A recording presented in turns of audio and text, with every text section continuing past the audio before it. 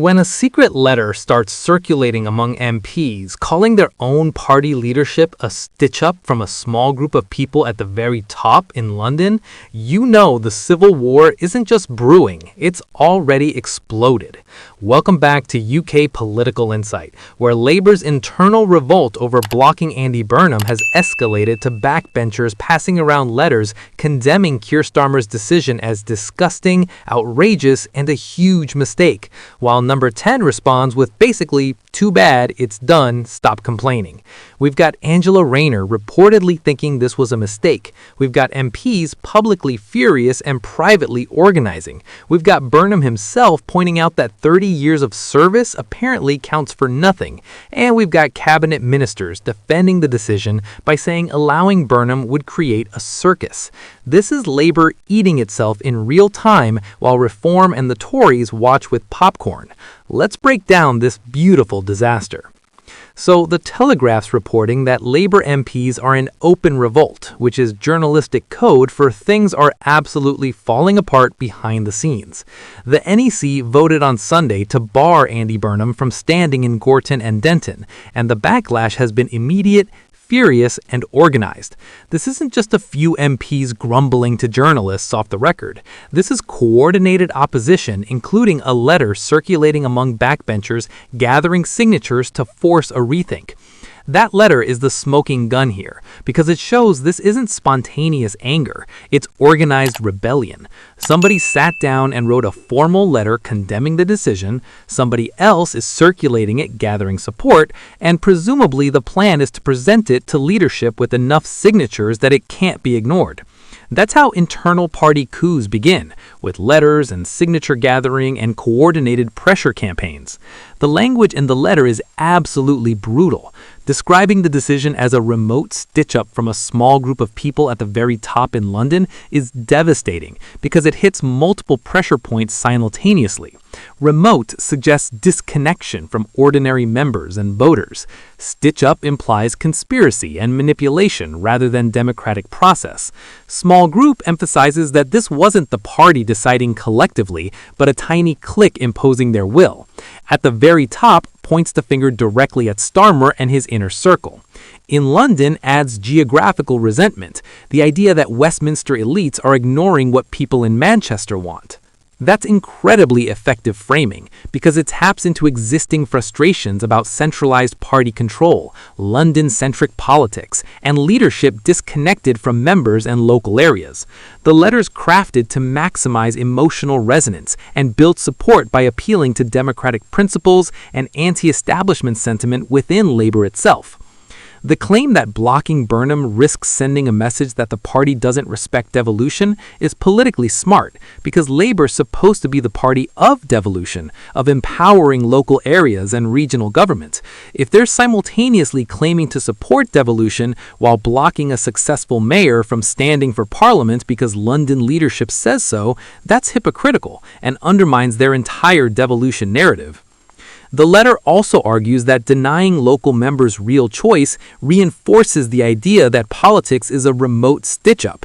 There's that phrase again, repeated for emphasis. The letter wants that soundbite to stick, wants people associating Starmer's decision with exactly the kind of top-down control and democratic deficit that Labour supposedly opposes. It's using Labour's own values and rhetoric against the leadership, which is always the most effective kind of internal criticism. The Telegraph reports that Angela Rayner, former deputy PM and leading left-wing figure, also considers this decision a mistake. That's huge if accurate, because Rayner's got genuine support within the party. She's got her own power base, and her joining the criticism gives it more weight and legitimacy. It's not just hard left usual suspects complaining. It's someone who was literally deputy prime minister until recently saying this was wrong. Andy Burnham's own response is politically perfect, threading the needle between accepting the decision and making clear he's not happy. He said he was disappointed and suggested the ban would harm Labour's election chances.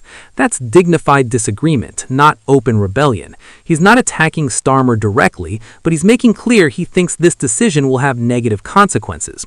That's positioning himself as the person who tried to help and was rejected, which will serve him well if Labour does lose Gorton and Denton or perform badly. But Burnham's criticism of the NEC for telling reporters the outcome before telling him directly is genuinely cutting. That's not policy disagreement. That's basic professional respect. You don't find out you've been rejected from the media before the organization tells you directly. That's disrespectful and amateur. And Burnham's comment about 30 years of service counting for nothing drives home how personally insulting this process has been. The image of Burnham finding out he's been blocked from Twitter or news alerts before getting an official communication is almost comedic in how dysfunctional it makes Labour look. This is a major political party making a consequential decision about a senior figure, and they can't even manage the basic courtesy of informing him first before briefing journalists? That's organizational incompetence that suggests deeper problems with how Labour is being run. While Burnham himself appeared to accept the decision, at least publicly, the Telegraph reports that supportive Labour MPs were plotting to force Starmer to reconsider. That plotting is the letter campaign, the signature gathering, the coordinated pressure. Even though Burnham's not personally leading a rebellion, others are doing it for him, which is politically convenient because he gets the benefit of the pressure campaign without the risk of looking disloyal. The warning in the letter that losing the by-election would be unimaginable is interesting because it's both a prediction and a threat. It's saying if you stick with this decision and we lose to reform, that's on you, leadership, and the consequences will be severe. It's making clear that if the worst-case scenario happens, Starmer won't be able to deflect blame. It'll land squarely on the decision to block Burnham. Number 10's response to the possibility of the NEC reconsidering was blunt and uncompromising. One Starmer ally told the Telegraph simply, "No, it's done." That's not "we'll think about it" or "we'll see what people say." That's "the decision is final, stop asking." It's the political equivalent of a parent telling a child the discussion is over. And just like when parents do that, it tends to make people angrier rather than accepting. The finality of "it's done" suggests Starmer knows that reversing course now would make him look weak and indecisive. He's made his choice, he's sticking with it, and he's gambling that the backlash will fade rather than intensify. That's a high-risk strategy, because if the anger doesn't fade, if it builds instead, and if Gorton and Denton goes badly, this moment of refusing to reconsider will be seen as arrogant stubbornness that costs Labour dearly. Some cabinet ministers are backing the decision publicly, which is expected, since cabinet collective responsibility means they have to support government decisions or resign. One told the Telegraph that if Burnham was the candidate, it would be a circus, and that the public wants Labour focusing on running the country and getting the cost of living down, not endless drama. That argument is interesting because it's basically admitting that Burnham's candidacy would create drama and distraction, which is true, it absolutely would have. But the question is whether blocking him has created even more drama and distraction. The answer is clearly yes. The circus they were trying to avoid by blocking Burnham is happening anyway, except now it's a circus about Labour's civil war and leadership weakness rather than about Burnham's return to Parliament.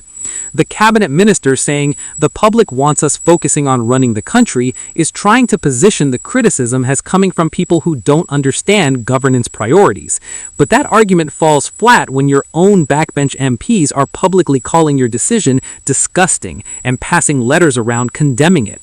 The distraction isn't coming from outside, it's internal, self-created, entirely avoidable.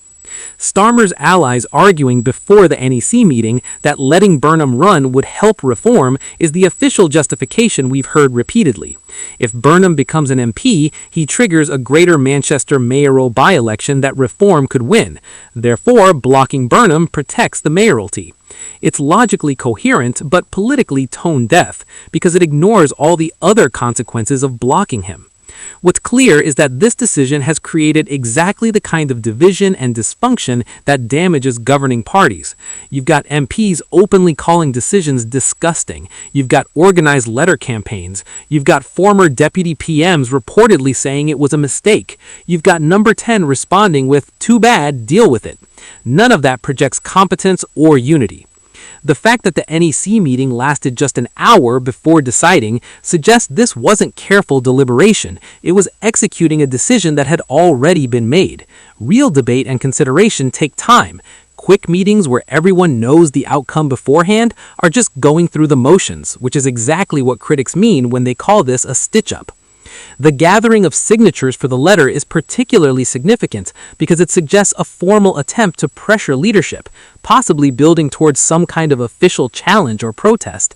Even if the signatures don't force a reversal, they create a public record of how many MPs opposed this decision, which matters for internal party politics and potentially for future leadership contests. The geographic element of people at the very top in London making decisions about a Manchester seat is politically potent in a country where regional inequality and London centrism are real grievances. Labour's supposed to understand this. They're supposed to be the party that represents working class areas outside the capital. Having London leadership overrule what Manchester members and supporters might want plays directly into narratives about disconnected elites.